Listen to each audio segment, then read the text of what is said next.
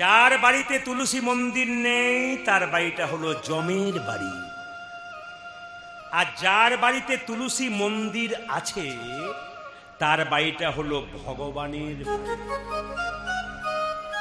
যার বাড়িতে তুলসী গাছ দেখবেন খুব ফুলে ফেঁপে উঠছে, তার টাকা পয়সা থাক আর না থাক, সুখ আর শান্তি কিন্তু তার বাড়ছে।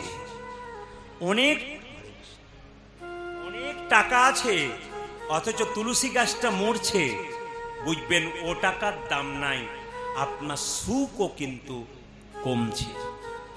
আপনারা সবাই মনে রাখবেন, গোবিন্দকে সোনা পরানো সবার ইচ্ছা হয়, শুনবেন ভালো করে, কিন্তু গোবিন্দকে আপনারা প্রতিদিন সোনা পরাতে পারেন।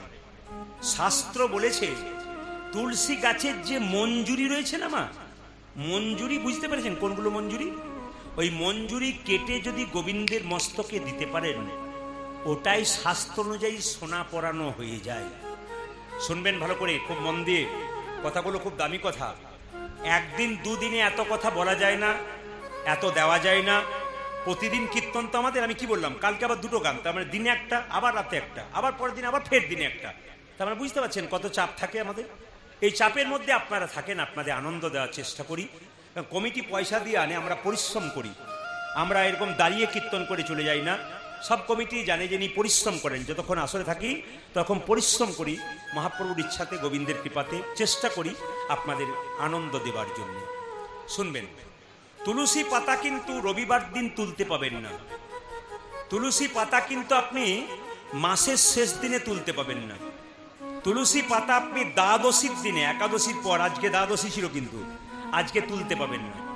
তুলসী গাছে জল অমাবস্যার দিন, পূর্ণিমার দিন তুলসী পাতা তুলতে পাবেন না। তুলসী গাছে জল আপনি প্রতিদিন দিতে পারেন, একাদশীর দিনে জলটা না দেওয়াই ভালো। কারণ আমরা যেহেতু একাদশী করি, সেহেতু একাদশীর দিন তুলসী গাছে জল না দেওয়াই ভালো। তিনিও একাদশী করেন। একাদশীর দিনে কেউ যদি বাড়ি আসে, সে যদি ভিক্ষা চায়, তাহলে কি ভিক্ষা দেওয়া যায়? শাস্ত্র অনুযায়ী একাদশীর দিন ভিক্ষা দেওয়া যায় না। তাহলে বলবেন, যে ভিখারি দরজায় এসেছে সে কি ফিরে যাবে? অতিথির মঙ্গল হবে, গৃহস্থের অমঙ্গল হবে না। তিনি আসবেন, আপনি যে একাদশীর প্রসাদ পাচ্ছেন ওই প্রসাদটা উনাকেও সেবা করান। তার মানে আপনার একাদশী হয়ে গেল, যিনি আপনার বাড়িতে ভিখারি রূপে এলেন তারও একাদশী করালেন। তার মানে মহাপ্রভুর আশীর্বাদ কিন্তু আপনি পেয়ে গেলেন। সুন্দর করে শুনে নেবেন কথাগুলো, কারণ আমি আগেই বলেছি মায়েরা, এ কীর্তন এমন জিনিস যে আমি যত দেব আপনাদের মনে হবে তত নেব। শুনবেন মন দিয়ে, একবারে খুব ভারী ভারী কথা কিন্তু। আচ্ছা মায়েরা, তুলসী গাছে যখন জল দেবেন, যেখানে তুলসী গাছটা আছে জলটা যেন উপচে পড়ে নিচে না পড়ে যায়, একটু কম রাখবেন। কি বললাম? তুলসী গাছে জল দেবেন, জলটা যেন উপচে নিচে না পড়ে যায়। তুলসী মন্দিরের উপরে কোনো ছবি দেবেন না। যারা দিয়ে ফেলেছেন তারা দিয়েছেন, এবার থেকে তুলসী মন্দির করবেন, তার সাইডে কৃষ্ণের ছবি, গোবিন্দের ছবি দেবেন না। কেন বলুন তো? না, তুলসী কৃষ্ণের পায়ে থাকে। এখন তুলসী গাছে লাগা জল যদি গোবিন্দের ছবি মানে মাথার উপরে পড়ে, আপনারও অপরাধ হলো আর তুলসী দেবীরও অপরাধ হলো। তাই কাউকে অপরাধী করবেন না আর নিজেও অপরাধী হবেন না, অহংকার করবেন না। দিয়ে ধন দেখে মন, কেড়ে নিতে কতক্ষণ। এইদিকে এদিকে, আপনি ভালো টাকা পয়সা করেছেন, আপনার স্বামীর প্রচুর টাকা আছে, আপনি রাস্তাতে কাউকে ভালোবাসছেন না, নিজেকে অহংকার করে চলে যাচ্ছেন। ভগবান সব সইতে পারে, কিন্তু মানুষের অহংকার সহ্য করতে পারে। আপনার থাকবে, কিন্তু প্রার্থনা করতে হবে, প্রভু তুমি যে দিয়েছো এটা যেন যত্ন করে রাখতে পারি, আমার যেন অহংকার না। এই যে কীর্তন গান করি, অপরাধ নেবেন না। কালকে আমি যেখানে গাইছিলাম মালদাতে, একজন 85 বছরের মানুষ এসেছিলেন। উনি কবি নজরুলের সঙ্গে একসঙ্গে, তখন ছোট ছিলেন উনি, কবি নজরুলকে নিজের হাতে খাইয়েছেন। উনি তখন বলছেন যে আপনি মালদাতে এসছেন, গতকালকে নাকি শুনেছি আসর পরিপূর্ণ জায়গা দিতে পারে নাই, আজকে দুপুর 1টা থেকে আসর দিয়েছে, মায়েরা সব সকাল থেকে রান্না করছে খালি বেরোবো বলে। আপনি কি কোনো জাদু রাখেন নাকি? এত লোক হয় কেন? আপনি কি কোনো জাদু রেখেছেন? যেখানে যাচ্ছেন লোকের ঢল বাজছে, তাহলে কি জাদু আছে? আমার জাদু নয়, মহাপ্রভুর আশীর্বাদ। এতে যদি আমার অহংকার বেড়ে যায়, গোবিন্দ সব সহ্য করতে পারবেন, অহংকার সহ্য করতে পারবেন। ওই জন্য আপনারা যারা কীর্তন শুনতে এসছেন আশীর্বাদ করবেন, জীবনে যেন কোনোদিন অহং ভাবটা আমার না থাকে। আমাদের ওখানে একজন সারা জীবন নিরামিষ খায়, তো অনেকে দেখবেন বয়সকালে সারা জীবন নিরামিষ খেয়ে বয়সকালে মাছ মাংস খাবার ইচ্ছা হয়। তো উনি বলছিলেন ওনার বৌমাকে, শোনো আমি সারা জীবন নিরামিষ খেয়েছি, মৃত্যুর সময় যদি আমার মাছ মাংস খাবার ইচ্ছা জাগে, আমার মুখে গোবর ভরে দিও, তবু আমাকে মাছ মাংস দিও না। তার কতটা ত্যাগ দেখুন। মায়েরা, ত্যাগ ছাড়া গোবিন্দ পাওয়া যায় না। আজকে রাত্রিতে আপনি এসছেন, নিজেকে ত্যাগ স্বীকার করছেন, ঘুমকে আপনি ত্যাগ করেছেন, আপনি পাবেন না, তুই অন্য কেউ কৃপা পাবে? আপনি জেগে আছেন, আপনি কৃপা পাবেন, যে ঘুমোচ্ছে বাড়িতে গিয়ে সে কখনো কৃপা পাবে? কিছু ত্যাগ করতে হবে। সবাই বলবেন ভোগ করবো, তা বললে হবে না, ত্যাগ করতে হবে। মায়েরা, মুকুন্দ সরকারের স্ত্রী রোগ ধরলো, আর সঙ্গে সঙ্গে মুকুন্দ স্ত্রী মহাপ্রভুর চরণে কেঁদে কেঁদে বললো, প্রভু আমার স্ত্রী রোগ ধরতে পারছে না কেন? মহাপ্রভুর, মুকুন্দ তোমার সরজগতে চিকিৎসা করতে করতে তোমার ভেতরে অহংকার হয়ে গেছে।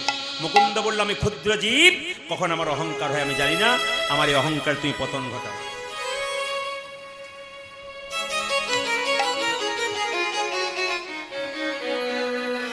বলছে আমার অহংকার হয়েছে, আমি বুঝতে পারি না। মহাপ্রভু জীবাণু পান মুকুন্দকে দিল, আর মুকুন্দ তার স্ত্রীকে দিল। তার স্ত্রীর রোগ তো ভালো হলো, একটা কঠিন নতুন লক্ষণ প্রকাশ পেল, তার স্ত্রীর গর্ভে সন্তান এলো, আর সেই সন্তান তার নাম হবে রঘুনন্দন, আর সেই গোপীনাথকে পুজো করবে, আপনারা সেই প্রসাদ নিয়ে যাবেন। ও মায়েরা, যতজন কীর্তন শুনতে এসছেন, প্রতিদিন স্নান করে গোবিন্দের সেবা করেন। যদি তিলক না করেন তাহলে গোবিন্দের যতই পুজো করুন, কোনো পুজোটাই গোবিন্দ নেয় না। তাহলে এতদিন যে পুজো করলেন আপনি তিলক ছাড়া, আপনার কোনো পুজোটাই হলো না। ব্রহ্মবৈবর্ত পুরাণ বইটা পড়বেন, পরিষ্কার লেখা আছে, যদি কোনো সধবা বিধবা কিংবা কোনো পুরুষ যদি তিলক না করে গোবিন্দের পুজো করে, তবে গোটা পুজোটাই বেকার হয়ে যায়। তাহলে আপনাদের আজকে শিখিয়ে দিয়ে যাব যে কাল থেকে আপনার কি তিলক করবেন যাতে পুজো করতে পারবেন। মাছ মাংস সবই খাবেন, কিন্তু তিলক করতে পাবেন।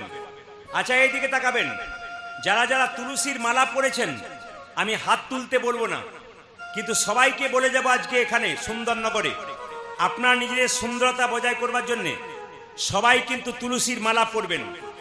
অনেকে প্রশ্ন করবেন, আমরা মাছ মাংস খাই, তুলসীর মালা পরতে পারবেন?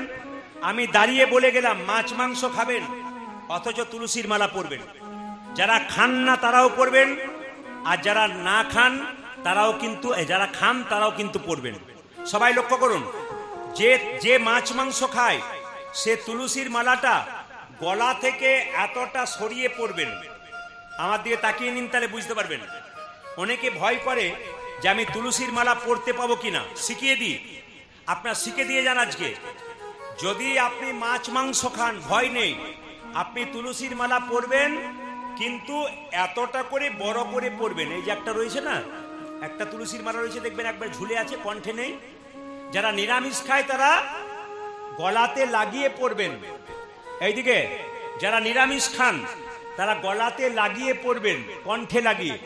আর যারা আমিষ খান তারাও মালা পরবেন, কিন্তু মালাটা ঝুলিয়ে পরবেন যাতে কণ্ঠে না লাগে। তবু তুলসীর মালা পরবেন। কেন? রোগ হলে ওষুধ দিতে হয়, ও রোগ যায়। অনেকে বলে মাছ মাংস খাবো, তুলসীর মালা পরে পাপ হবে না কেন? তুলসীর মালা পরে মাছ মাংস খেলে পাপ হয়, আর তুলসীর মালা না পড়লে পাপ হয় না মাছ মাংস খেলে, নাকি? সবেই হয়, ওতে আরো বেশি করে হয়। কেন বলুন তো? মালা পরবেন মানে কি, আস্তে আস্তে মাছ মাংস খাবার রুচিটা আপনার আস্তে আস্তে কমবে। অনেকে বলবে কথাটা ঠিক বলেছেন। মায়েরা যারা মাংস খান, বাবারা যারা মাংস খান, তাদেরকে বলবো কিছু মনে করবেন না। যারা মাংস খায় হাত তুলতে বলবো না, তাদেরকে বলবো যারা প্রায় মাংস খান, তার কাছে আমার প্রশ্ন, নিজের আঙ্গুলটা কেটে আমাকে কালকে সকালে দেবেন, আমি ঝোল করে খাবো। কে দেবেন? নিজের আঙুলটা দিতে কষ্ট হয় কেটে, তাহলে যাকে আপনি কাটছেন, কষ্ট করে কেটে খাচ্ছেন, ওর যে ব্যথা যন্ত্রণা, ওর যন্ত্রণা খাচ্ছেন, সত্যি কি আপনি সুখী থাকতে পারবেন? প্রশ্ন আপনার কাছে। একজনকে মারা হলো, যখন কাউকে কাটা হচ্ছে, কোনো পশু পাখিকে ছটফট ছটফট করছে জীবনটা বেরোবার আগে, তার কষ্ট করা মাংসটা, দেহের ব্যথার মাংসটা আপনি খাচ্ছেন, আপনি কি সুখী থাকবেন?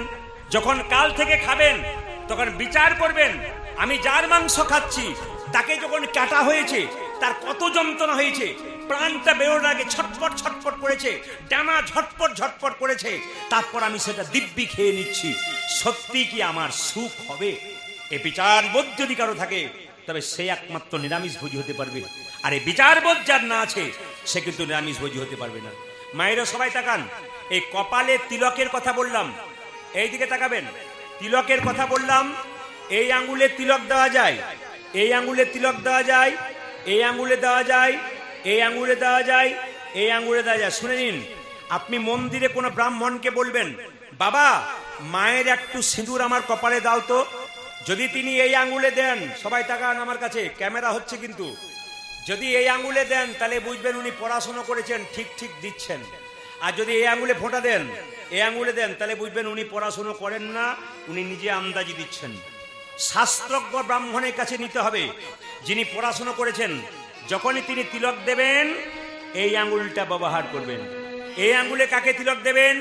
আপনার বাড়িতে কেউ মারা গেছে, তাকে শ্মশানে নিয়ে যাওয়া হবে, তাকে তিলক এই আঙ্গুলে দিতে হবে, তর্জনীতে। আপনি নিজে যখন তিলক নেবেন, তিলক কাঠি ছাড়া যদি আপনি আঙ্গুলে নেন, তাহলে আপনাকে তিলক এই মধ্যমা মানে এই আঙ্গুলে নিতে হবে। আর এই আঙ্গুলে তিলক কাকে দেবেন? যারা গুরু মন্ত্র নিয়েছেন তারা সবাই তাকান, এই আঙ্গুল থেকে মন্ত্র ভজন শুরু হয়, জোরে বলুন হ্যাঁ না না। এই আঙ্গুল থেকে মন্ত্র ভজন শুরু হয়, সবাই তাকাবেন, দেখবেন তুলসী পাতা গোবিন্দকে দেবেন, এই আঙ্গুলে টাচ দিতে হবে। একটা বাতাসা গোবিন্দকে দেবেন, এই আঙ্গুলটা টাচ দিতে হবে। যা কিছু দেবেন যদি এই আঙ্গুলটা টাচ না দেন এইটা, তাহলে আপনার গোটা পুজোটা কিন্তু বৃথা হয়ে যাচ্ছে। শিখে নিয়ে যান, কাজ আছে। উল্টো পাল্টা করবেন, যতই পুজো পাঠ করুন আপনার কোনো লাভ হবে না যদি এই নিয়মগুলো পালন না করেন। আর এই আঙ্গুলে কাকে দেবেন মায়েরা? এই আঙ্গুলে তুলসী পাতা দেবেন, এই আঙ্গুলে তিলক দেবেন গোবিন্দকে, এই আঙ্গুলে তিলক দেবেন গুরুদেবকে। আর এই আঙ্গুলে তিলক দেবেন কাকে? ভাইয়ের কপালে দিলাম ফোঁটা, জমের দুয়ারে পড়ল কাঁটা, যমুনা দেয় জমকে ফোঁটা, আমি দিই আমার ভাইকে ফোঁটা, যমুনার ফোঁটা পেয়ে জম হলো চিরজীবী, আমার ফোঁটা পেয়ে আমার ভাই হবে দীর্ঘজীবী। এটা প্রত্যেকটি বোন কিন্তু চাই। মায়েরা কাল থেকে তিলক সবাই করবেন। কিভাবে করবেন? শাস্ত্রবিধি অনুযায়ী। আপনি পুজো পাঠ করবেন, স্নান করার পর হাতে জল নেবেন, শাস্ত্রে বলেছে জল তিলক, হাতে জল নেবেন, জল নিয়ে এরকম করে দুটো দাগ দিয়ে দেবেন, এখানে একটা ফোঁটা দিয়ে দেবেন, জল তিলক হয়ে গেল। আপনি পুজো পাঠ করবেন অথচ তিলক হয়ে গেল, কেউ দেখতে পেল না। তিলক দেখলেই তো এখন ঠাট্টা করে আমাদের হিন্দুদের, নাকি? আমার পাশের বাড়িতে একটা মেয়ে 25 বছর বয়স, ও তিলক করে, মালা করে, পাশের বাড়ি 5টা মেয়ে বরাবরি করে, হারাধনের বইয়ের কি ঢং দিদি, মালা পড়েছে, তিলক করেছে, এটাই তো সবচাইতে লজ্জার ব্যাপার। তাই ভগবান শ্রীকৃষ্ণকে মুকুন্দ সরকার কি করছে? গোপীনাথকে সাজাচ্ছে। ও মা, ও তার বিনোদ গলায় বিনোদ মালা, বিনোদ বিনোদ দোলে গো, আমার বিনোদ গলায় বিনোদ মালা, বিনোদ বিনোদ দোলে গো, বিনোদ গলায় বিনোদ মালা, বিনোদ বিনোদ দোলে গো, বিনোদ গলায় বিনোদ মালা, বিনোদ বিনোদ দোলে গো, বিনোদ গলায় বিনোদ মালা, বিনোদ বিনোদ দোলে গো। কোন বিনোদিনী বিনোদ গাথা, আজ কোন বিনোদিনী বিনোদ গাথনে, বিনোদিনী বিনোদ গাথা, কোন বিনোদিনী বিনোদ গাতুনি, বিনোদ ফুলে গো, আমায় গেথেছে বিনোদ ফুলে, আমার কানো সে বিনোদ নয় গো, কানো সে বিনোদ নয়। আজ কানো সে বিনোদ নাই গো, আমার কানো সে বিনোদ নাই। ও তার বিনোদ করতে বিনোদ ধরতে, বিনোদ বিনোদ সাজে গো, বিনোদ কটিতে বিনোদ ধরতে, বিনোদ বিনোদ সাজে গো, বিনোদ করতে বিনোদ ধরতে, বিনোদ বিনোদ সাজে গো, আজ বিনোদ কটিতে বিনোদ ধরতে, বিনোদ বিনোদ ফাজে গো, বিনোদ চরণে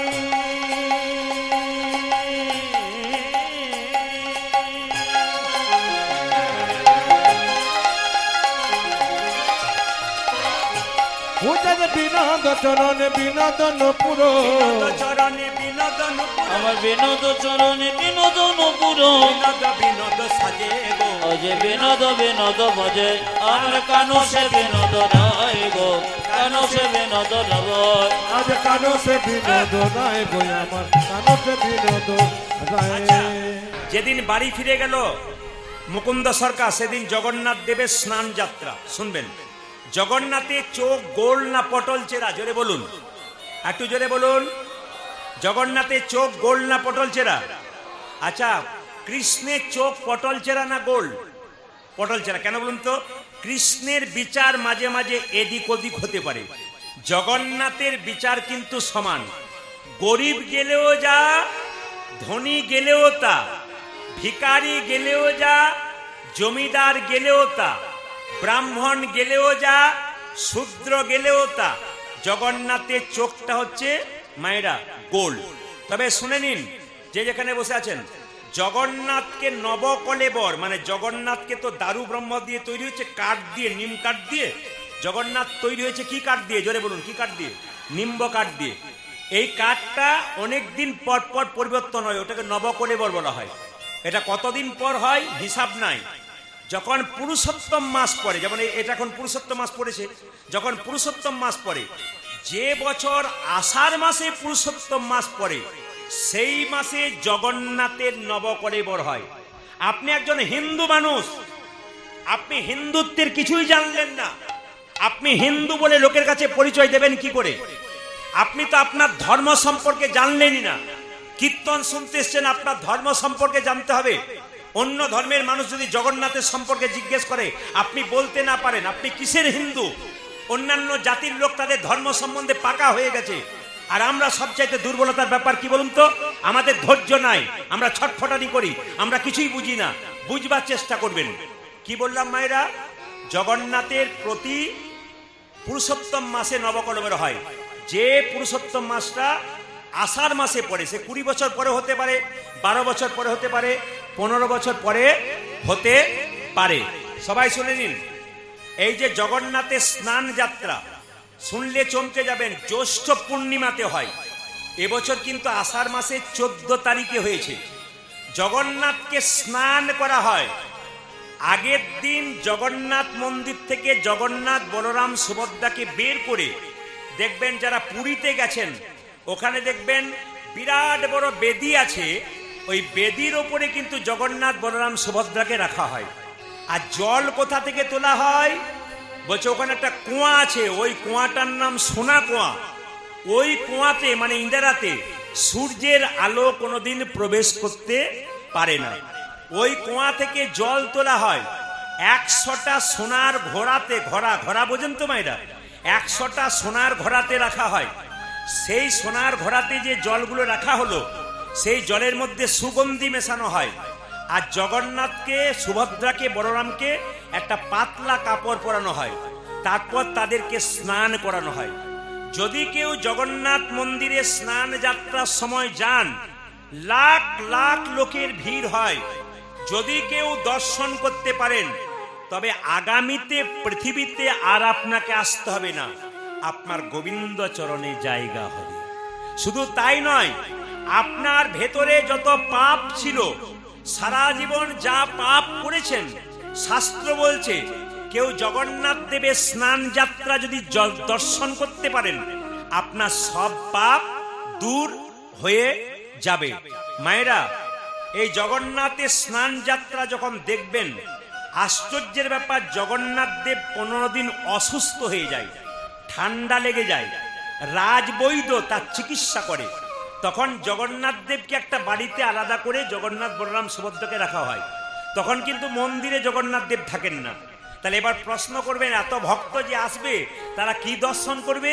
তখন জগন্নাথ মন্দিরে ওখানে একটা চিত্রপট রেখে দেওয়া হয়, যেখানে জগন্নাথ, বলরাম এবং সুভদ্রা 3 জনকে ওখানে রাখা হয়। কেন? চিত্রপটে, ছবিতে, যাতে আমরা তাকে দর্শন করে প্রণাম করতে পারি। আপনাদের কাছে নিবেদন রইল, আপনারা বাড়িতে বাড়িতে স্নান করতে পারেন, জগন্নাথে স্নান করাতে পারেন। কি রকম? 14ই আষাঢ় মনে রাখবেন। এই 14ই আষাঢ় আপনারা মায়েরা যারা আছেন, একমাত্র মায়েরাই পারেন এই ধর্মটাকে ধরে রাখতে। যত যত আসর দেখতে পাচ্ছি সব আসরে আমার মায়েদের সংখ্যা বেশি। কেন? মায়েরা আচার বিচারটা ভালো করতে পারে এবং মায়েরা শিখতে পারে খুব ভালো। কারণ আমি তো বোম্বে গেছি, হায়দ্রাবাদ গেছি, আমি তো ব্যাঙ্গালোর গেছি, ত্রিপুরা গেছি, আসাম গেছি, কোচবিহার, জলপাইগুড়ি গেছি, সব জায়গায় যাচ্ছি। আপনাদের কাছে নিবেদন, মায়েরা শুধু একটা কথাই বলছেন, আপনারটা শুনে শুনে বহু কিছু শিখে গেলাম। আর শেখার পরে আমরা কিছু করতে শিখেছি। আপনারা শিখে নিন। যদি আমাকে ভালোবাসেন তাহলে আগামী 14ই আষাঢ় জগন্নাথ বলরাম সুভদ্রার ছবিটা নেবেন, সে কাঁচের ফ্রেমে হোক আর যাতে হোক, ভালো করে গঙ্গা জল দিয়ে স্নান করাবেন, একটু তুলসী পত্র দেবেন, তারপর কি করবেন, একটু পরমান্ন দেবেন, পরমান্ন তুলসী পত্র দিয়ে জগন্নাথকে স্নান করিয়ে সেই স্নান দর্শন করবেন। এতেই কিন্তু আপনার লাভ হবে, শুধু আপনার নয় গোটা পরিবারের লাভ হবে। জোরে বলুন, জগন্নাথ দেবের স্নান যাত্রা কি? জগন্নাথ দেবের স্নান যাত্রা কি? জগন্নাথ দেবের স্নান যাত্রা কি? শুনে নিন মায়েরা, ওই স্নানের পরে 15 দিন পর ভালো হবার পর সে গুন্ডিচা মন্দিরে যায়, ওইটা হচ্ছে রথযাত্রা। তখন সেটা হচ্ছে রথযাত্রা। যখন মাসির বাড়ি গেল ওটাকে রথযাত্রা, সোজা রথ। আর মাসির বাড়ি থেকে যখন ফিরে এলো ওটাকে উল্টো রথ বলা হয়। তাই দেখুন মায়েরা, যখন নবকলেবর হয়, নতুন করে তৈরি হয়, যেখানে দেখুন আপনার প্রশ্ন করবেন, জগন্নাথ দেবের যে নবকলেবর নতুন করে তৈরি হলো তার পুরাতন কাঠটা কি করা হলো? এইদিকে পুরাতন কাঠটা কি হলো মায়েরা? পুরাতন কাঠটা যেমন আমাদের কেউ মারা গেলে সমাধি দেওয়া হয়, সেরকম নিয়ম অনুযায়ী, শাস্ত্র অনুযায়ী জগন্নাথ দেবের পুরাতন কাঠটা সমাধি দেওয়া হয়। যে জায়গাতে সমাধি দেওয়া হয় ওটা কিন্তু জগন্নাথ দেবের মন্দিরের দক্ষিণ দিকে আছে, এবং ওই জায়গাটাকে কি বলা হয়? ওই জায়গাটাকে বৈকুণ্ঠ ধাম বলা হয়। যদি কোনোদিন জগন্নাথ মন্দিরে যান, তার দক্ষিণ দিকে একবার যাবেন, দেখবেন সেখানে বৈকুণ্ঠ ধাম দেখতে পাবেন। কেন? সেখানে জগন্নাথ দেবের পুরাতন কাষ্ঠটা সমাধি দেওয়া আছে। যেটা বলুন, রাধা রানী কি, শ্যাম সুন্দর কি, মদন মোহন কি। আচ্ছা মায়েরা, তাহলে দু ভাইয়ের মধ্যে এক ভাই রয়ে গেল কার কাছে? মহাপ্রভুর কাছে। আর এক ভাই বাড়ি চলে এলো। বলুন তো, ছোট ভাই রয়ে গেল না বড় ভাই রয়ে গেল? জোরে বলুন, বড় ভাই রয়ে গেল। কোন ভাই রয়ে গেল? ছোট ভাই। আর কোন ভাই ফিরে এলো? বড় ভাই। মায়েরা, সে সময় মালদা জেলা একজন মুসলমান নবাব, তার নাম হুসেন শাহ।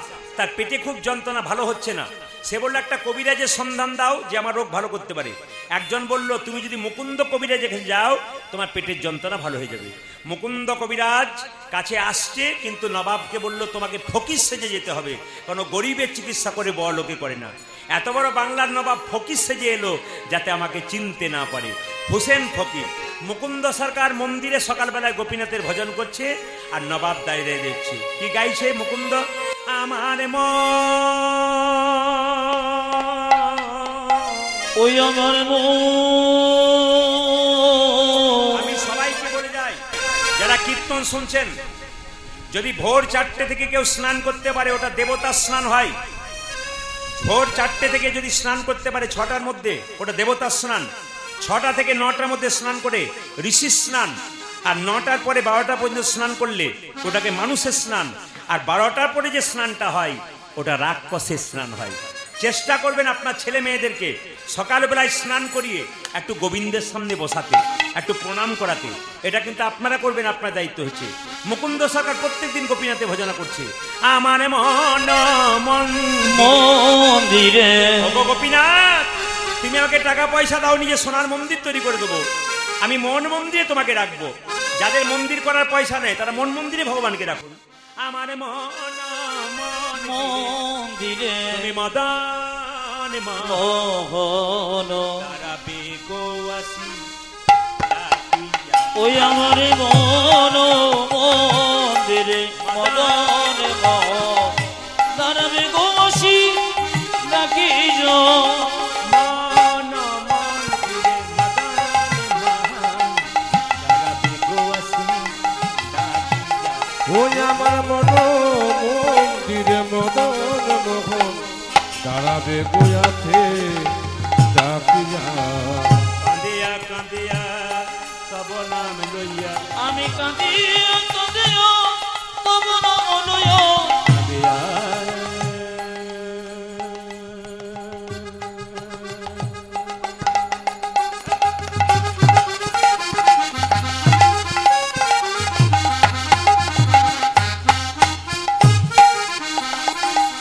প্রাণ না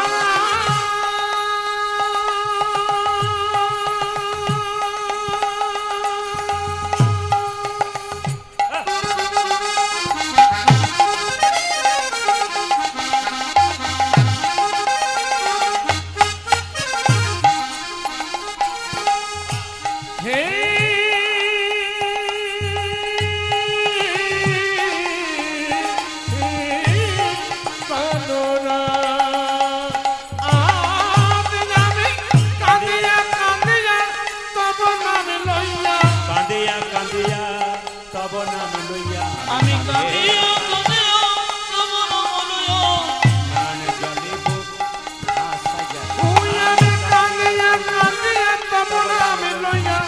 নয়ন জলিব আমার মন মন্দিরে মদান মহান দাঁড়াবে গৌয়াসী ডাকিয়া। আমার মনের মদন মোহন দাঁড়াবে গৌসী ডাকিস। আপনাকে ডাকছি, আপনি এই যে আসুন। মাঝে চশমা পরে ওই যে আপনি আসুন, আপনাকে এদিকে ডাকছি। আসুন।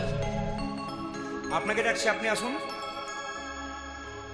না না, আপনাকে ডাকি নাই, মুকুন্দ সরকার নবাবকে ডাকছি। ভয় খেয়ে যাবেন না। আরে আরে আসুন না। নবাব কি সেজে এসছে জোরে বলুন, নবাব কি সেজে এসছে? ফকির, ফকির যেন চিনতে না পারে।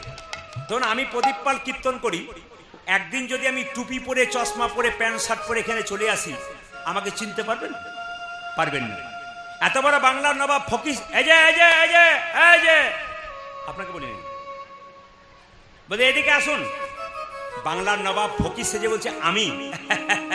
খুব পেটে যন্ত্রণা, সঙ্গে সঙ্গে মুকুন্দ চিনতে পারে নাই। জামাটা খোলো, জামাটা খোলো। বাংলার নবাব মনে মনে ভাবছে আমি হুসেন শাহ, জামা আমি খুলবো, পেটের রোগ যদি ভালো না হয় দেখবে আমি কে এসেছি। আরে কে ভাবছো? এই জামাটা খোলো। এত লোক লাইন দিয়ে দাঁড়িয়ে আছে। নবাব মনে মনে ভাবছে জামা আমি খুলবো। জামাটা যেই না খুলেছে অমনি মুকুন্দ বলল, এবার মাটির বারান্দাতে গড়াগড়ি দিয়ে দাও। নবাব মনে মনে ভাবছে কালের কাল বর্ষাকাল, হরিণে চাটে বাঘের গাল, নেহাত বেকায়দায় পড়েছি আমি, সোনার ছপ্পর খাট ছাড়া শুই না, আর বেটা আমাকে গড়াগড়ি দিতে বলছে, পেটের রোগ যদি ভালো না হয় দেখবে কে। আরে কি ভাবছো, গড়াগড়ি দাও। যেই না মায়েরা গড়াগড়ি দিয়েছে অমনি অর্ধেকটা পেটের রোগ ভালো হয়ে গেছে। নবাব বলল, কবিরাজ কি তোমাকে কেন ওষুধ দেওয়া থাকে নাকি? বলে হ্যাঁ হ্যাঁ, সবাইকে দিতে দিতে এক আধটু পড়ে গেছে, তোমার হয়তো কাজে লেগে গেছে। দেখি দেখি দেখি দেখি আসল ওষুধটা দি। যে না আসল ওষুধটা দিয়েছে অমনি মুকুন্দের রোগ, নবাবের রোগ ভালো হয়ে গেছে। আচ্ছা মায়েরা, এই যে কীর্তন শুনতে এসছেন, যারা গালে হাত দিয়ে বসছেন, দেশের যত চিন্তা সব আপনার মাথায় আসবে। নরেন্দ্র মোদীর ওপরে আপনার চিন্তা আসবে, যত চিন্তা সব আপনার উপর আসবে। যিনি মাথায় গলাতে হাত দিয়ে বসে আছেন, এই দিয়ে তাকাবেন, যে যেখানে বসে আছেন মন দিয়ে শুনবেন। আমি কি বললাম? কীর্তনের শেষে যারা প্রকৃত ভক্ত তারা দেখবেন ধুলোতে গড়াগড়ি দিয়ে যায়, আর যাদের পেস্টিজ পাংচার হয়ে যায় তারা ধুলোতে গড়াগড়ি দেয় না। কলকাতা থেকে একটা মেয়ে কীর্তন শুনতে এসেছিল গোপাল কোলে নিয়ে। এখানে গোপালটা রেখেছে কয়েকদিন আগে। কীর্তন শেষ হয়ে গেল, ভালো শাড়িটা পরে গড়াগড়ি দিচ্ছে। ওকে জিজ্ঞেস করলাম, মা তুমি যে ভালো শাড়ি পরে গড়াগড়ি দিচ্ছ, শাড়িটা ময়লা হয়ে যাবে না? উনি বলছেন, আপনি তো কীর্তনে বলেছেন স্বামীর যদি 10টা কাপড়ের দোকান থাকে, মরার সময় শ্মশান ঘাটে একটাও কাপড় দেবে না, তাহলে কাপড়ের কি দাম? আমি বললাম, তুমি কি করো? বলছে বিউটি পার্লারের কাজ করি। বললাম, তুমি বিউটি পার্লারের কাজ করো? বললাম, আমিও তো করি। উনি তখন বলছে, প্রদীপ বাবু আপনি বিউটি পার্লারের কাজ করেন? হ্যাঁ আমি করি তো। তাহলে কি কীর্তনের ফাঁকে ফাঁকে করেন? বললাম, না না, আমি কীর্তন করতে করতে করি। বলে কি করে করেন? বললাম, তুমি তো বিউটি পার্লারের কাজ করে মেয়েদের বাইরেটা ভালো করার চেষ্টা করো, আর আমি বিউটি পার্লারের কাজ করে ভক্তের ভেতরটাকে সুন্দর করার চেষ্টা। এই যে হরিনামের আসর এসছেন, আপনার বাইরের বিউটি থাক আর না থাক, ভেতরের বিউটি কিন্তু ভালো হয়ে যাবে। ও মায়েরা, ভেতর যার ভালো তার সব ভালো। রামকৃষ্ণ দেব বলছে, তোমার বাড়ি যদি কেউ বেড়াতে যায়, দুটো মিষ্টি জল দিতে পারো না পারো, দুটো মিষ্টি কথা অন্তত বলবে এবং হেসে হেসে বলবে। আবার কাক একদিন কোকিলকে জিজ্ঞেস করছে, আচ্ছা কোকিল, তুইও কালো আমিও কালো। ঘরের সামনে গাছের ডালে আমি যদি কাক ডাকি, ওরা আমাকে লাঠি নিয়ে তেড়ে আসে। আর তুই যখন ডাকিস তখন শুনবার জন্য ছুটি আসে। তোকে এত কেন ভালোবাসে, আমাকে ভালোবাসে না? কোকিল বলছে, বুঝতে পারছিস না? তোর গলার কণ্ঠস্বরটাই তো ভালো নয়, লোকে তোকে পছন্দ করে না, লাঠি নিয়ে তারাই। আর আমার গলার কণ্ঠস্বর ভালো, তাই লোকে পছন্দ করে। ও মা, বাঁচতে এসছেন কদিন, বলা যায় না কে কখন চলে যাবে। ওষুধের প্যাকেটের উপর এক্সপায়ারি ডেট লেখা থাকে, বুঝতে পারেন কবে ডেট ফেল হবে। আপনার জীবনে কবে ডেট ফেল হবে আপনি জানতে পারবেন না। কীর্তন শুনতে এসছেন, বাড়ি ফিরে যাবেন কোনো গ্যারান্টি নাই। রাত্রিবেলায় বাড়ি ফিরে যাবেন গ্যারান্টি আছে? ট্রেন আসবার সময় সিগন্যাল দেয়, জানতে পারি ট্রেন আসে। মৃত্যু আসবার সময় কোনো সিগন্যাল দেয় না, যে কোনো মানুষের জীবনে দেয়, চলে যেতে পারে। রাত্রিবেলায় শোবেন, যদি সকাল হয় তাহলে আপনার চোখ খুললে সকাল হবে, চোখ না খুললে আপনার জীবনে পরকাল হয়ে যাবে। তাই বলা যায় না কখন কে চলে যাবে, পরপারের পথটা কিন্তু ভালো করে যাবেন। জোরে বলুন রাধা রানী কি। মায়েরা, মুকুন্দ সরকারকে আসল ওষুধটা দিয়েছে, এই নবাবকে আসল ওষুধটা দিয়েছে, আর রোগ ভালো হয়ে গেছে। নবাব বলল, মুকুন্দ তোমাকে এখানে রাখবো না, তুমি চলো মালদাতে তোমাকে নিয়ে যাব। সঙ্গে সঙ্গে মুসলমান নবাবকে মুকুন্দ বলল, যেতে পারি, 3টে শর্ত। বলে কি? আমাকে একটা গোপীনাথের মন্দির করতে হবে, ওখানে গরিবের চিকিৎসা যেন করতে পারি, আর যেন হরিনাম করতে পারি। বাংলার নবাব মুসলমান, খুব সৎ ছিলেন। উনি বললেন, ঠিক আছে চলো চলো, কোনো অসুবিধা নাই, আমি মুসলমান হয়েও তোমাকে গোপীনাথের মন্দির তৈরি করে দেবো, তুমি জীবের দ্বারে হরিনাম দেবে আর গরিবের চিকিৎসা করবে। মুকুন্দ সরকারকে নিয়ে গেল, আর মুকুন্দকে একটা মন্দির তৈরি করে দিল। নবাবকে একটা মেয়ে পাখা করছে, শুনবেন ভালো করে, নবাবকে একটা মেয়ে পাখা করছে, সেই পাখাটা তাল পাতার পাখা, তার মধ্যে ময়ূরের পালক ছিল। মুকুন্দ গাইছে আর নবাব দেখছে। আমার কানু সে বিনোদ রায়, গৌরধরি কানু সে বিনোদ রায়, উলুধ্বনি সবাই। কানো সে বিনোদ রায় গো, কানো সে বিনোদ রব। আমার কানু সে বিনোদ রায় গো, আমার কানু সে বিনোদ, উলুধ্বনি মাইরা। ওই আমার কানতে বিনোদ রায় গো, আমার কানতে বিনোদ রায়। বিনোদ চুরাই বিনোদ বরিহা, খুশি বিনোদ চূড়াই বিনোদ বরিহার।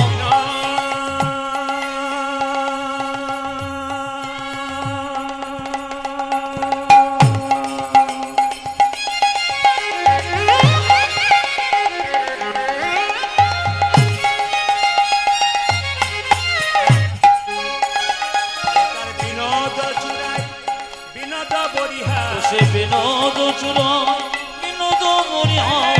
এই যে বরিহা বরিহা বিনোদ উড়ছে তাই গো। ও যে বিনোদ জুড়েছে তবর, আমার কানো সে বিনোদ রায় গো, সবাই তালি দেবেন। কানো সে বিনোদ রব। ওই আমার কানতে বিনোদ রায় গো, আমার কানতে বিনোদ রায়। মায়েরা, এই দেখুন, ও তারে বিনোদ ললাটে বিনোদ তিলক, বিনোদ বিনোদ সাজে গো। বিনোদ ললাটে বিনোদ তিলক, বিনোদ বিনোদ সাজে গো। বিনোদ ললাটে বিনোদ তিলক, বিনোদ বিনোদ সাজে গো। বিনোদ ললাটে বিনোদ তিলক, বিনোদ বিনোদ সাজে গো। বিনোদয় ধরে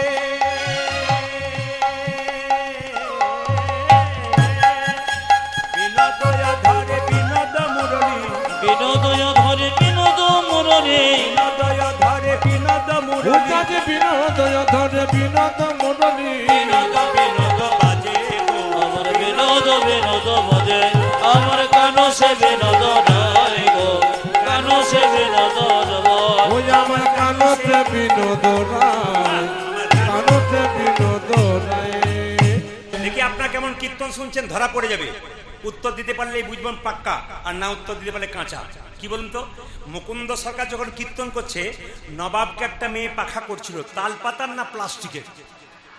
জোরে বলুন, একটু জোরে বলুন। এর থেকে বুঝে নিলাম আপনারা বুঝে গেছেন। আচ্ছা, ওর মধ্যে কোন পাখির পালক ছিল, কাকের না কোকিলের? জোরে বলুন। ময়ূরের। যাক, ভাগ্যিস এসেছিলেন, নাহলে আমি ভুলে গিয়েছিলাম। কি বললাম মায়েরা, কিসের পালক ছিল? ময়ূরের পালক। সেই ময়ূরের পালক দেখে মুকুন্দ সরকার অজ্ঞান হয়ে গেল। আর যখন অজ্ঞান হয়ে গেল, নবাব তাকে জল দিয়ে জ্ঞান ফেরালো। আর মুকুন্দকে বলল, মুকুন্দ তুমি বাড়ি ফিরে যাও, গোটা শ্রীখণ্ডটা আমি তোমার নামে লিখে দিলাম, তোমার যাতে কোনো অভাব না থাকে। ঈশ্বর যা করে তা, জোরে বলুন, ঈশ্বর যা করে তা, একটু জোরে শুনতে চাই, ঈশ্বর যা করে তা। আচ্ছা, এই সময় যদি বৃষ্টি নেমে যায়, ঈশ্বর যা করে তা। আপনার তো মঙ্গল বলছেন, কমিটির কি অবস্থা হয়? আপনার ছেলে পরীক্ষায় ফেল মেরেছে, নিয়ে আমি গিয়ে বলি ঈশ্বর যা করেছে তা মঙ্গল। আপনার কেমন লাগবে? বাজে বকবেন না তো, ফালতু বকবেন না মায়েরা। তাহলে কি বললাম? ঈশ্বর যা করে সত্যি মঙ্গলের জন্য করে। মুকুন্দ বাড়ি ফিরে আসছে মায়েরা, আর নবাব বলল যাও বাড়ি ফিরে যাও, তোমার গোটা শিখনটা লিখে দিলাম। মুকুন্দ যাচ্ছে আর গাইছে, যশোদার দুলাল তুমি যশোদারি দোলা, যশোদার দুলাল তুমি যশোদারি দোলা, গজের দেখা ব্রজের রাখ বৃন্দা বন মন। যশোদারি দোলা, ব্রজের রাখ বৃন্দাবন মন হারি। তবে আপনারা যেভাবে এঁটে সেটে বসছেন, আমি আজকে সিদ্ধান্ত নিয়ে নিয়েছি, আজ আমি 3টে পর্যন্ত কীর্তন করব। রাজি আছেন? হবে হবে। জোরে বলুন হা না না। আমি 3টে মানে ভোর 3টে বলি নাই, 3 ঘন্টার কথা বলেছি। অত ভয় খাবার দরকার নেই। আর 3 ঘন্টা প্রায় ছোবো ছোবো হয়ে গেছে। আপনারাও বুঝলেন না, আমরাও বুঝলাম না। হাত তুলে, যশোদার দুলাল বাজের দেখাল, বৃন্দাবন মনোহারি। ও তুমি যশোদার দুলাল, ব্রজের রাখা,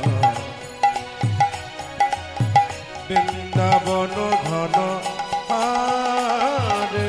যশোদার দুলাল বাজের দেখাল, বৃন্দাবন মনোহারি। যশোদারি দোলা, ব্রজের রাখ বৃন্দাবন মন সবাই তালি দিয়ে। হারি। গোপী জানা বল্লভ রাধিকা রামা, গোপী জন বল্লভ রাধিকা রমন, গোপী জন বল্লভ রাধিকা রামা। হে প্রাণ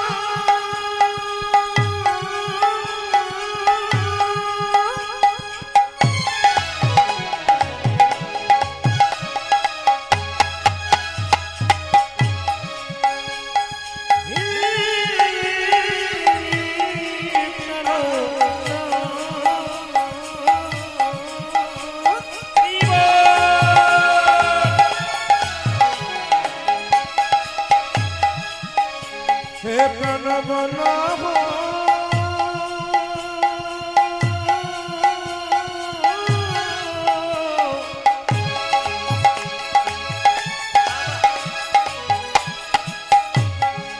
হে প্রণব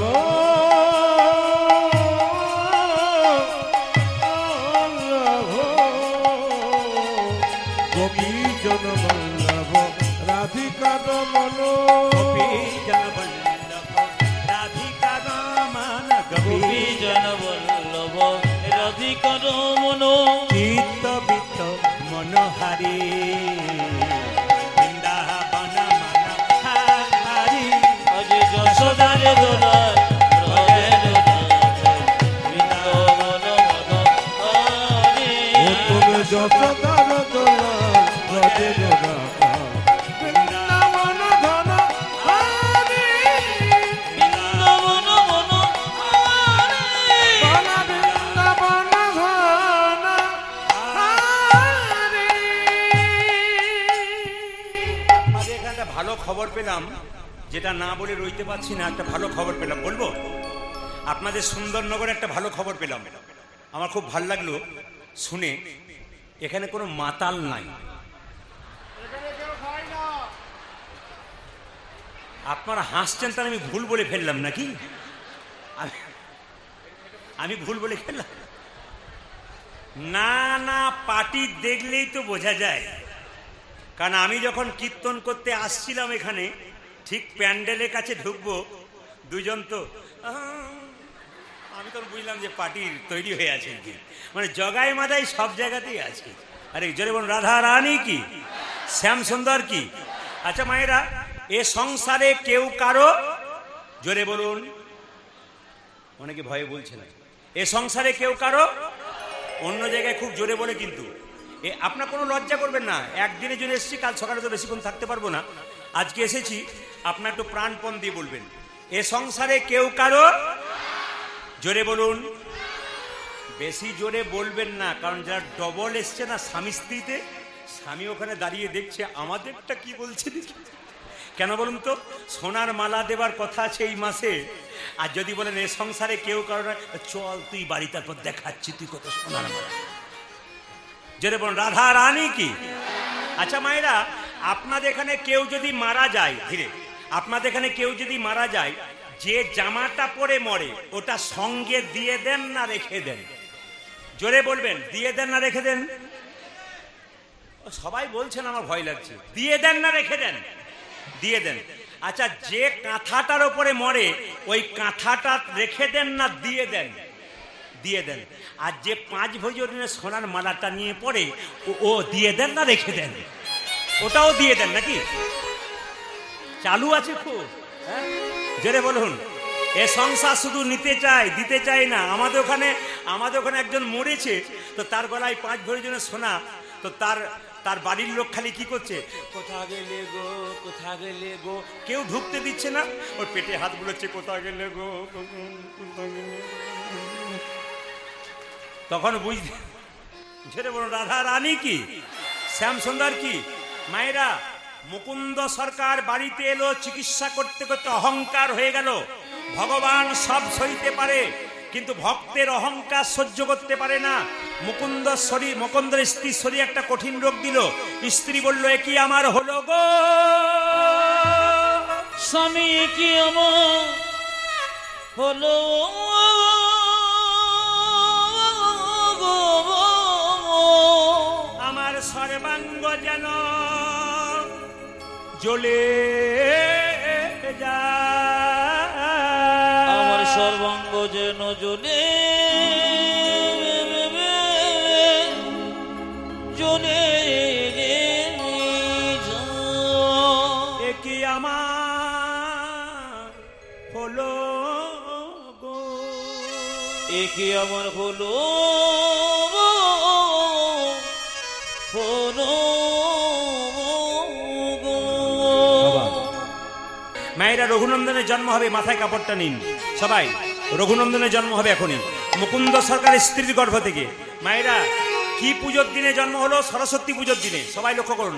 আহা হেন কালে জন্মিল শ্রী রঘুনন্দন, আহা হেন কালে জন্মিল শ্রী রঘুনন্দন, কালে জন্মিল শ্রী রঘুনন্দন, জন্ম নিল রে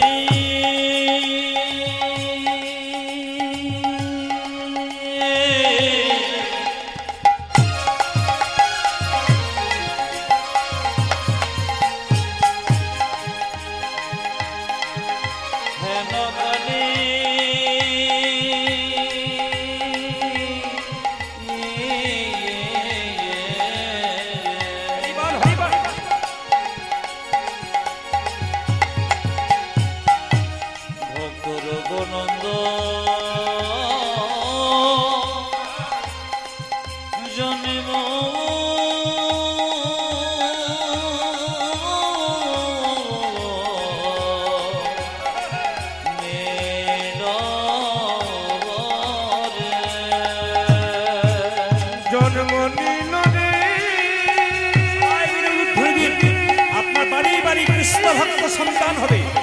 প্রেম সে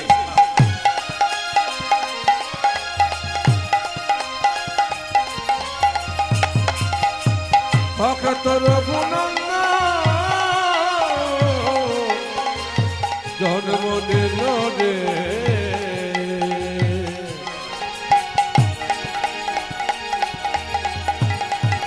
আজ হেন কালে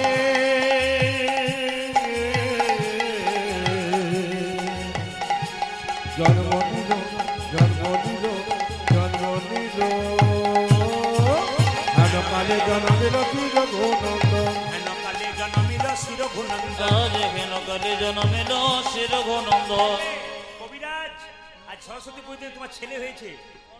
মায়েরা, মুকুন্দ দাসেরই তাহা আনন্দিত মন, আজি মুকুন্দ দাসে তহ আনন্দিত মন। আজে মুকুন্দ দাসেরই তাহা আনন্দিত মন। পূজাতে মুকুন্দ দাসের তাহা আনন্দিত মন আমার সরস্বতী পুজোতে ছেলে হয়েছে, আনন্দ ধরে না, আনন্দ ধরে না, আনন্দ ধরে না, তাদের আনন্দ ধরে না মুকুন্দ দাসের মনে আনন্দ ধরে না, মুকুন্দ দাসের মনে আনন্দ ধরে না। মুকুন্দ দাসের মনে পুত্র বদন হে, মুকুন্দ দাসের মনে পুত্রবদন হেরে মুকুন্দ দাসের মনে পুত্রবদন আজি হেরে মুকুন্দ দাসের মনে পুত্রবদন আমার হেরে মুকুন্দ দাসের মনে আনন্দ ধরে না আজ মুকুন্দ দাসের আজ আনন্দিত পূজাতে মন। মুকুন্দ দাসের আজি আনন্দিত মন আচ্ছা আচ্ছা, আপনারাই বলুন, বাচ্চা জন্ম নিলে মুখে কি দিন? জোরে বলুন, মুখে কি দিন?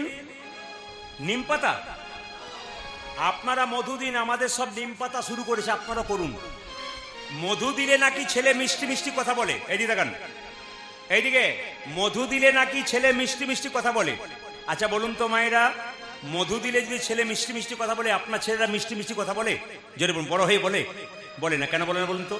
মধু দেওয়ার নিয়ম আছে, কোন সময় মধু দিতে হয় এটা আগে জেনে নিন। আগামীতে যাদের বাড়িতে বাচ্চা হবে, সেই মায়েরা, সেই ঠাকুমারা যারা হবেন, বাবারা যারা আছেন, তারা জেনে যান মধু কোন সময় দেয়। বাচ্চা জন্ম দিলে মধু দেয় কেন না? ছেলে জন্মের পরে মায়ের দুগ্ধ পান করতে পারে না, তাই মধু দিয়ে কান্না বন্ধ করে। মিষ্টি কথা জোরে নয়। হিন্দু ধর্ম কি এবং কেন, বইটার নাম লোকনাথ কবিরাজ লিখেছে। ওই বইটাতে লেখা আছে কখন মধু দিলে বাচ্চা মিষ্টি মিষ্টি কথা বলবে। বলবো না, বাদ দিয়ে দেবো, না বলাই ভালো। এরপরে 1 বছর এসে বলে দিয়ে যাবো, না আজকেই বলবো। আচ্ছা বলেই যায়, বলছে বাচ্চা জন্ম নেবার পর 1 মাস পর অসচ গৃহ থেকে নিয়ে গিয়ে তাকে স্নান করিয়ে যদি মন্দিরে শুইয়ে দিয়ে ভগবানের কাছে প্রার্থনা করেন তার মুখে একটু মধু দিয়ে, হে প্রভু আমার ছেলে যেন মিষ্টি মিষ্টি কথা বলে, আপনি দেখে নেবেন আপনার ছেলে মিষ্টি মিষ্টি কথা বলবে। আপনারা ইতিমধ্যে কেউ করেন নাই, এই জন্য কীর্তন শুনতে আসতে হয়। কিছু জানবেন, কিছু মানবেন, আপনার জীবনে লাভ আছে। কি বললাম? বাচ্চার জন্মের পরে 1 মাস পর অসচ গৃহ থেকে নিয়ে গিয়ে স্নান করিয়ে তার মুখে মধু দেবেন, দেখবেন বাচ্চা মিষ্টি মিষ্টি কথা বলবে। আর একটা কথা বলেছে, বাচ্চার যেদিন অন্নপ্রাশন, মুখে ভাত, সেদিন যদি বাচ্চাকে স্নান করিয়ে মুখে অন্নপ্রাশন করার আগে যদি একটু মধু দিন, তাহলে তার ছেলে নাকি মিষ্টি মিষ্টি কথা বলবে। তো মুকুন্দ সরকারের ছেলে যেদিন জন্ম নিল, সরস্বতী পুজোর দিন মধু কোথায় পাবে? তাই কি করলো?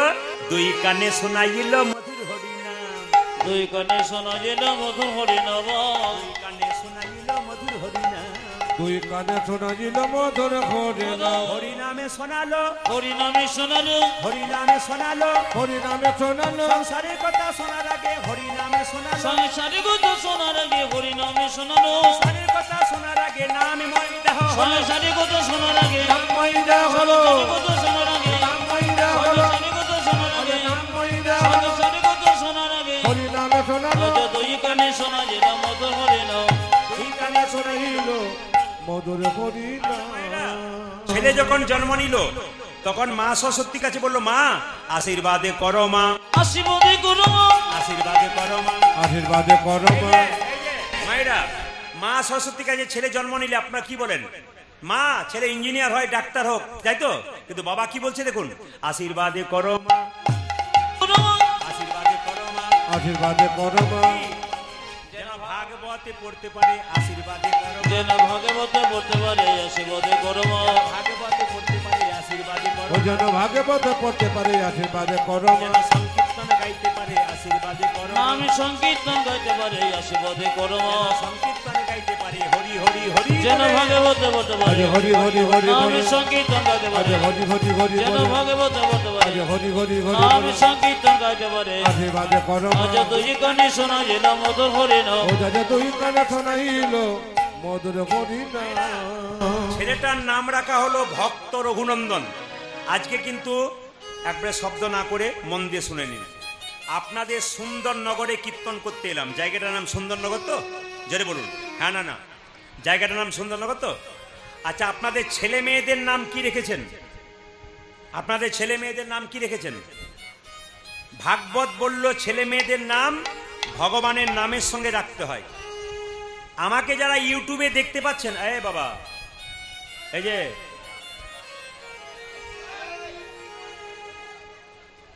আমাকে যারা ইউটিউবে দেখতে পাচ্ছেন, কত বছর দেখছেন জোরে বলুন?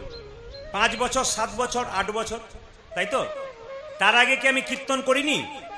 তার আগে আমি দুমকা জেলা যে রয়েছে ঝাড়খণ্ড, ওই এলাকা আসতে, ওই এলাকায় প্রচুর গান করেছি। শুনবেন মন দিয়ে। সব জায়গাতে কীর্তন করতে গেলে এক ব্যক্তি সামনে বসে কীর্তন শুনতেন। আমার দিকে তাকান, ওইদিকে নয়, কীর্তনটা এইদিকে হচ্ছে। এক ব্যক্তি সামনে বসে কীর্তন শুনতেন। আমি আবার বললাম, কীর্তন চলাকালীন আপনারা পয়সা দেওয়াটা বড় কথা নয়, কীর্তন শোনাটা বড় কথা। বারবার বললাম। তাই কীর্তন চলাকালীন আসরে এসে এমন কিছু করবেন না, পয়সা দেখাবেন না যে পয়সা দিচ্ছি। আপনি ভক্তি ভরে কীর্তন শুনুন, এটা হচ্ছে আসল। আপনাকে ভক্তি ভরে কীর্তন শোনার জন্য জায়গাতে আনা হয়েছে। তাই পয়সা কেউ দেবেন না, আপনার কীর্তন শুনবেন। হরে কৃষ্ণ। সবাই তাকাবেন এইদিকে। এই ভক্তিটা এখানে না দেখিয়ে গোবিন্দের মন্দিরে দেখানো ভালো। পয়সা দিয়ে ভক্তি নয় মা, ভক্তিটা ভেতরে। সবাই তাকাবেন। কি বললাম জোরে বলুন? রাধা রানী কি, শ্যামসুন্দর কি। আপনাদের ঝাড়খণ্ডে একটা জায়গাতে প্রতি বছর কীর্তন করতে যেতাম। এক ব্যক্তি প্রতি বছর কীর্তন শুনতে আসতো। ওকে বলতাম, আপনার স্ত্রীকে কীর্তন শোনালেন না? আপনার স্ত্রী কি নাই? বলছে, আমার স্ত্রী বলছে আমার ছেলে মেয়ে হয় না, আমি কীর্তন শুনবো না। মায়েরা বলছে, আমার ছেলে মেয়ে হয় না, কীর্তন শুনবো না।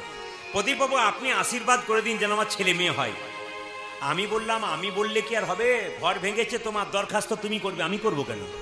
ও তখন বলছে, আপনি বললেই হবে। কিছু মনে করবেন না মা, বলে দিয়েছি তোমার ছেলে হবে। আর 1 বছর পরে কথাটা আন্দাজে লেগেও গেছে, ছেলে হয়ে গেছে। কীর্তন শুরু হয়েছে, ওই পরের বছর গেছি, আর এসে বলছে, প্রদীপ বাবু ছেলে হলো। বললাম, যাক, নাম কিন্তু আপনাকে রাখতে হবে। আমার নাম কি রাখবো, কোন দিন জন্ম নিয়েছে, কি বার জন্ম নিয়েছে, তিথি কি ছিল বল, আমি নাম রাখবো। সবকিছু বললো। শেষে বললাম, তোমার ছেলের নাম রাখলাম দিগম্বর। বাহ, দারুণ লেগেছে। দারুণ নাম রেখেছে। ও মায়েরা, 2 বছর ওইদিকে কীর্তন করতে যাই নাই, আবার 1 বছর গেছি, এসে বসে আছে। শেষে কীর্তনের শেষে বলছে, প্রদীপ বাবু এবছর আর একটি হলো। তো হয় না, তোমার যে লাইন ধরেছে। হ্যাঁ। বলছে, এই বছর আর একটি হলো, নাম কিন্তু আপনাকেই রাখতে হবে। বললাম, দেখো এবছর বলো কোন সময় তোমার ছেলে জন্ম নিয়েছে, সবকিছু বললো।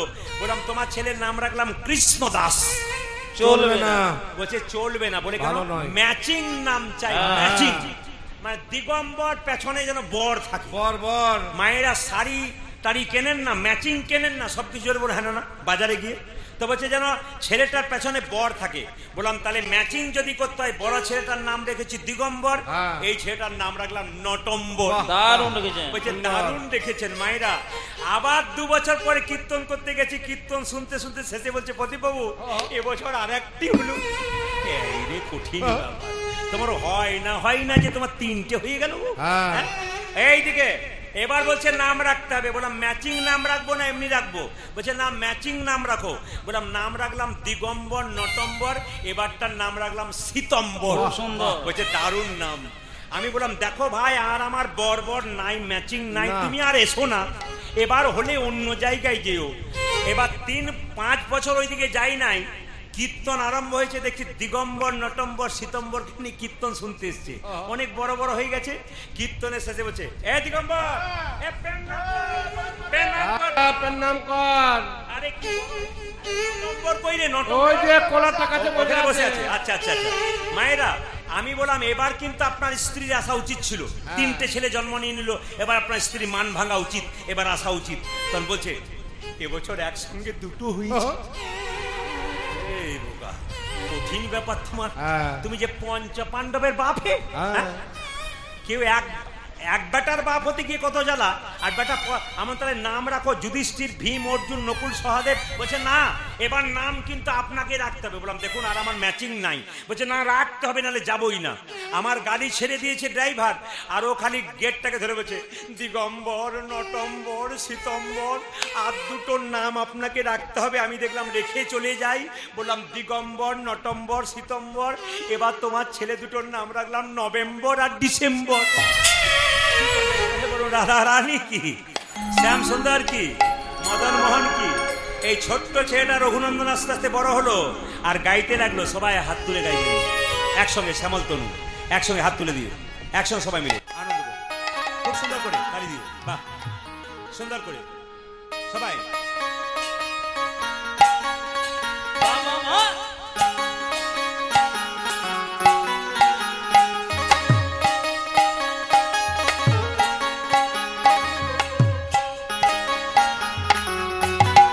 তালি তালি।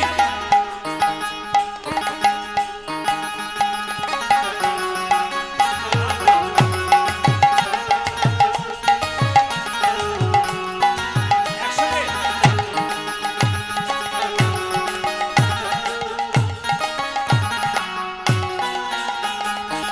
ভাইরা, কমিটির ভাইদেরকে বলবো এবার আমাকে আনতে গেলে ফুটবল গ্রাউন্ডে আনবেন।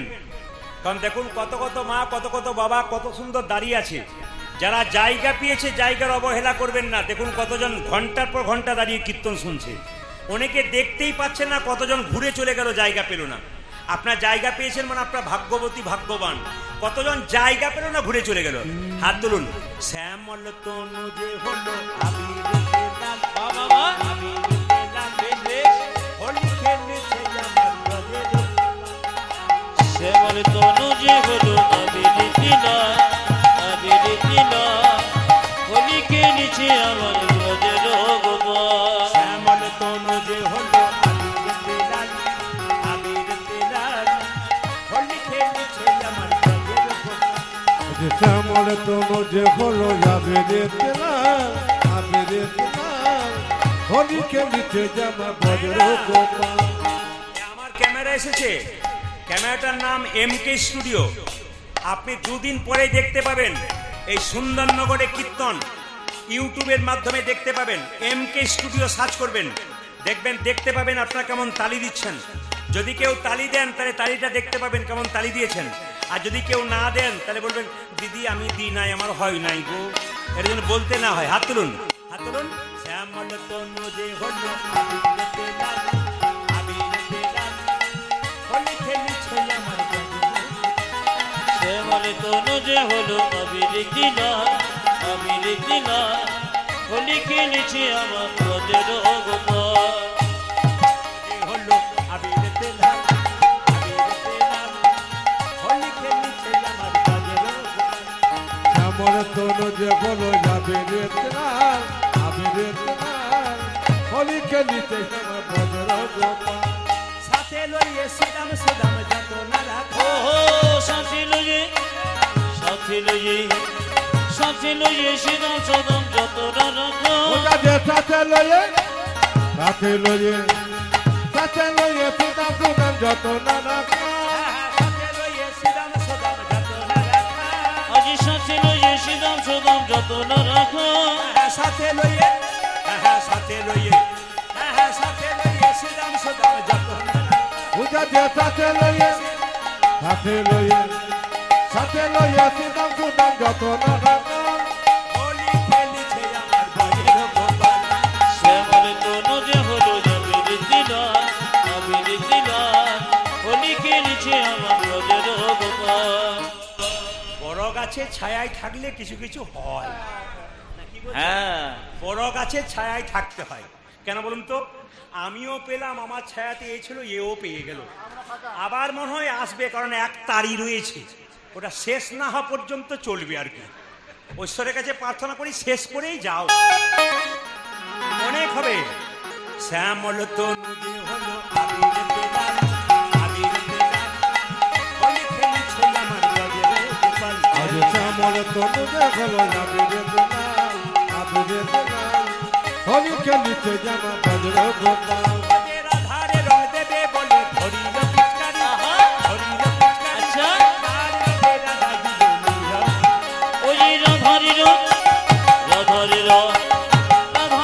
দেবে বলে ধরে লো পিচকারি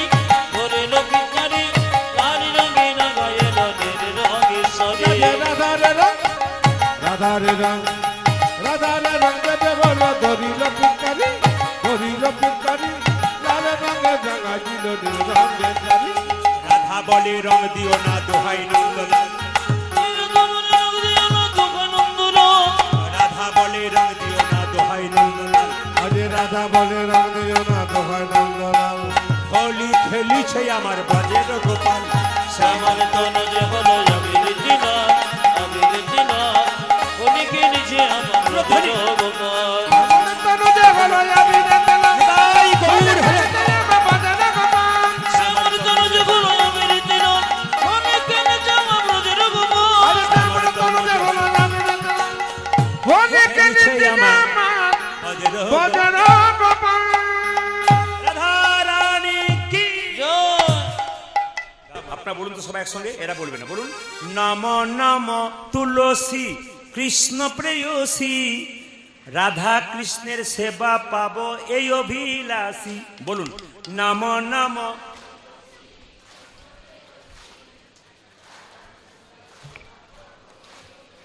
আমি আপনাদের চরণে প্রণাম না করে থাকতে পারলাম না।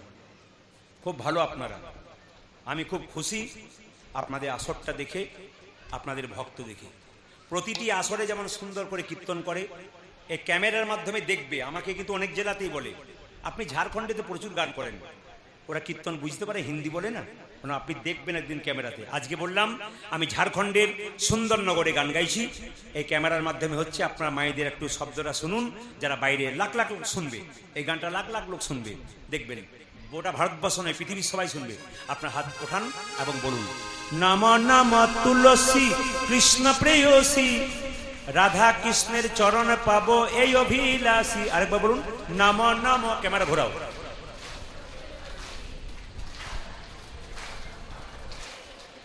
ও কিন্তু ক্যামেরা ঘোরাচ্ছে, আপনার হাতটা ওঠান একটু সবাই মিলে। নম নম তুলসী কৃষ্ণ প্রেয়সী রাধা কৃষ্ণের সেবা পাবো এই অভিলাষী। বলুন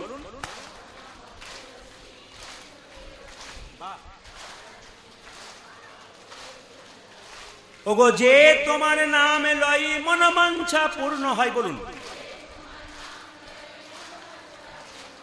যে তোমার নাম লই মনোবাঞ্ছা পূর্ণ হয়, কৃপা করে কর মোরে বৃন্দাবনবাসী, কৃপা করে কর। বলুন যে তোমার নাম লই মনোবাঞ্ছা পূর্ণ হয়, যে তোমার নাম লই মনোবাঞ্ছা পূর্ণ হয়, কৃপা করে কর মোরে বৃন্দাবনবাসী। বলুন ও যে নম নম তুলসী কৃষ্ণ প্রেয়সী রাধা কৃষ্ণের সেবা পাবো এই অভিলাষী। বলুন নম নম তুলসী কৃষ্ণ প্রেয়সী। বা এবার তালে তালে ও যে নম নম তুলসী কৃষ্ণ প্রেয়সী রাধা কৃষ্ণের কৃপা পাবো এই হরি হরি বল। নম নম তুলসী কৃষ্ণ প্রেয়সী রাধা কৃষ্ণের সেবা পাবো এই অভিলাষী। যে তোমার নামে লই মনোবাঞ্ছা পূর্ণ হয়, তোমার নামে লই মনোবাঞ্ছা পূর্ণ হয়, যে তোমার নামে লই মনোবাঞ্ছা পূর্ণ হয়, যে তোমার নামে লই মনোবাঞ্ছা পূর্ণ হয়, কৃপা করে কর মোরে বৃন্দাবনবাসী। যে তোমার নামে লই মনোবাঞ্ছা পূর্ণ হয়, কৃপা করে কর মোরে বৃন্দাবনবাসী। নম নম তুলসী কৃষ্ণ প্রেয়সী রাধা কৃষ্ণের সেবা পাবো এই অভিলাষী। নম নম তুলসী কৃষ্ণ প্রেয়সী রাধা কৃষ্ণের সেবা পাবো এই অভিলাষী। আশীর্বাদ করুন আরো যেন টাকা হয়, আরো টাকা ছড়াতে পারি। বেশ, এবার এক কাজ করুন, ওই ছেলেগুলোকে কিছু করে দিন, সবাইকে দিন। হ্যাঁ, সবাই মিলে হাত তুলুন, হাত তুলুন। নম নম তুলসী কৃষ্ণ প্রেয়সী রাধা কৃষ্ণের সেবা পাবো এই অভিলাষী। ও যাদের আরে আমার নাম তুলসী কৃষ্ণ প্রেয়সী রাধা কৃষ্ণ সেবা বাবু এই অভিলাষে নামা নামা তুলসী কৃষ্ণ প্রেয়সী রাধা কৃষ্ণের সেবা পাবো এই অভিলাষী। আজ আমার নাম তুলসী কৃষ্ণ প্রেয়সী রাধা কৃষ্ণ সেবা বাবু এই অভিলাষে ওই যে নামা নামা তুলসী কৃষ্ণ প্রেয়সী রাধা কৃষ্ণের সেবা পাবো এই অভিলাষী। ও যাদের নামা নামা তুলসী কৃষ্ণ প্রেয়সী রাধা কৃষ্ণ সেবা পাবো এই অভিলাষী। নাম নাম তুলসী কৃষ্ণ প্রেয়সী রাধা কৃষ্ণ সেবা বাবু এই অভিলাষে হরে কৃষ্ণ। হ্যাঁ যেরকম রাধা রানী কি, শ্যাম সুন্দর কি, মদন মোহন কি, হরিবাসর কি, সাধুগুরু বৈষ্ণব কি, গৌর ভক্তবৃন্দ কি, প্রেম সে বলো রাধা রানী কি। আমি আপনাদের এবার বাবু হয়ে বসতে বলবো। এবার নাড়ু প্রসাদ সেবা হবে, সবাই দর্শন করুন, সবাই মিলে একসঙ্গে একবার ভক্তি করে একবার বাবু হয়ে বসুন মাথায় কাপড়টা নিয়ে। এই সময় কিন্তু নাড়ু প্রসাদ সবাই মিলে দর্শন করুন। এই জায়গাটি দর্শন করুন, সবার লাভ আছে।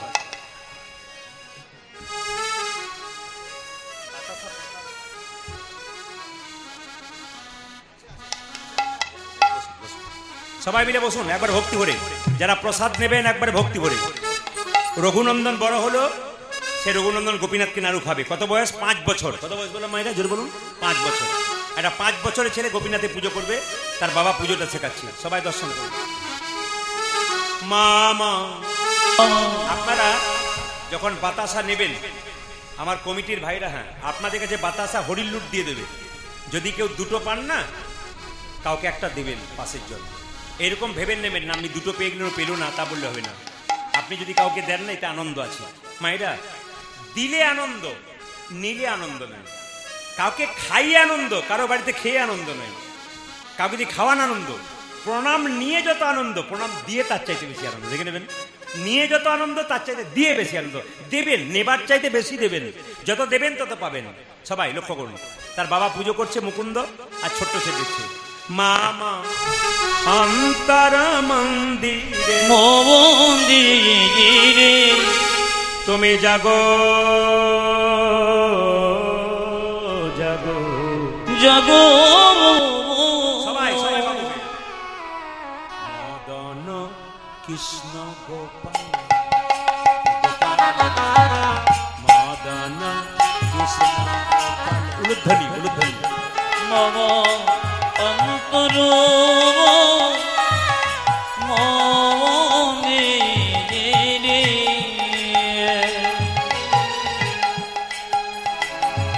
জাগো জাগো মদন কৃষ্ণ গোপাল গোপাল মদন কৃষ্ণ গোপাল। একবারে মন কান প্রাণ এদিকে রাখবেন, সবাই দর্শন করবেন। ভগবানের সেবা দর্শন করতে হয়। ভোগ দর্শন করলে রোগ দূর হয়। ভোগ দর্শন করলে রোগ দূর হয়। মামা অন্তর মন্দিরে জাগো জাগো মদন কৃষ্ণ গোপাল রে মদন কৃষ্ণ গোপাল। মম অন্তর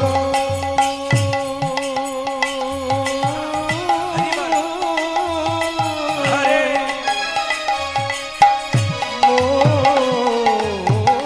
মন্দিরে যাব যাব মদন কৃষ্ণ গোপাল গোপাল মদন কৃষ্ণ গোপাল। লয়ে রাধা বামে এসো ব্রজধামে নজির ধবনে এসো ব্রজ ধামে লয়ে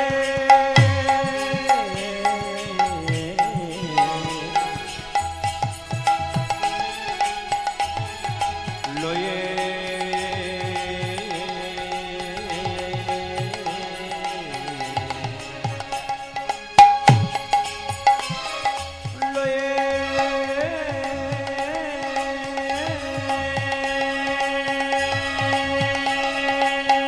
বলে হারিয়ে মাইকবেন হে প্রাণ দারুণ চালাচ্ছে। আশীর্বাদ করুন, দারুণ।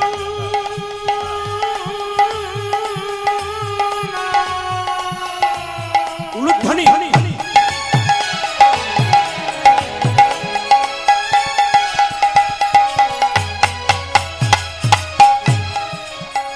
হে প্রাণ বন্ধুগণ,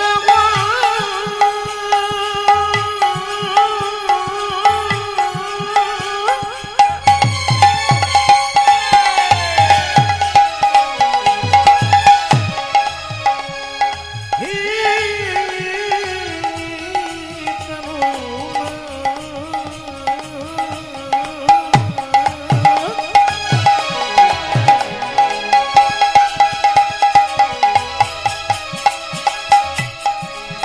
হে প্রাণ বল্লভ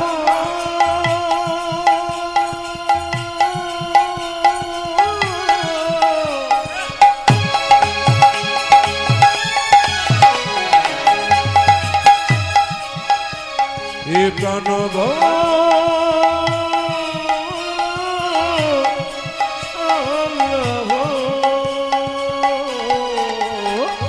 লয়ে রাধা বামে এসো ব্রজ ধামে লয়ে রাধা বামে এসব রাজধামে তুমি লয়ে রাধা বামে এসো ব্রজধামে সয়ে সগিরিধারিলা মদন কৃষ্ণ গোপাল অন্তর মম রে জগ মদন কৃষ্ণ গোপাল মদন কৃষ্ণ আদি গোপাল গোপাল মদন